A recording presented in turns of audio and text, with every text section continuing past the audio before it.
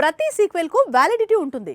Craze ఉన్నప్పుడు sequel తీసుకొస్తే కావాల్సినన్ని కాసులు కురుస్తాయి. మరి లేట్ అయితే క్రేజ్ తగ్గి కలెక్షన్స్పై ప్రభావం పడుతుంది.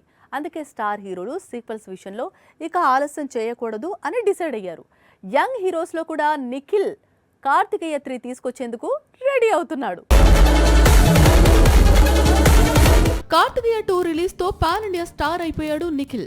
ఆ తర్వాత మాత్రం కనిపించడం తగ్గించేశాడు. స్పై, అప్పుడో ఇప్పుడో ఎప్పుడో లాంటి చిత్రాలు చేశాడు. కానీ అవి పెద్దగా ఇంప్రెస్ చేయలేకపోయాయి. ప్రస్తుతం మాత్రం స్వయంభూ, ద ఇండియన్ హౌస్ అనే 2 పాన్ ఇండియా ప్రాజెక్టుల్లో నటిస్తున్నాడు. వీటిల్లో ముందుగా స్వయంభూ ప్రేక్షకుల ముందుకు రానుంది. వేసవి కానుకగా ప్రేక్షకుల ముందుకు వచ్చేందుకు సిద్ధమవుతోంది. చేతిలో ఉన్న చిత్రాలు పూర్తయితే మాత్రం మళ్లీ చందు మొండేటితో చేతులు కలిపి పెండింగ్ లో ఉన్న కార్తికేయ 3ని పట్టాలెక్కిస్తారట. తండేల్ తర్వాత చందు ప్రస్తుతం యానిమేషన్ మూవీని తీస్తున్నాడు. ఈ చిత్రం తర్వాత కార్తికేయను తిరిగి తీసుకొచ్చేందుకు రెడీ అవుతున్నాడని సమాచారం. సాక్షి టీవీ ప్రసారాలను నిలిపివేయటం చట్టరీత్యా నేరం. సాక్షి టీవీ ప్రసారాల కోసం మీ స్థానిక కేబుల్ ఆపరేటర్ను వెంటనే సంప్రదించండి.